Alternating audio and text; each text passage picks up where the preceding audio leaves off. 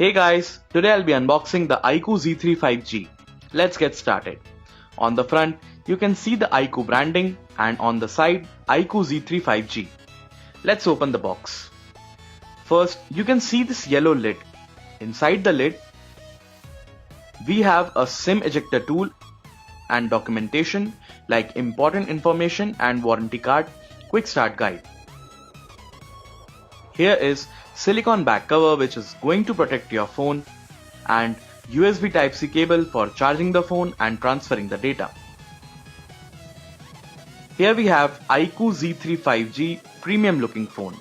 The phone has a 64 megapixel triple camera setup at the back with Iqoo branding. The phone comes in Ace black color.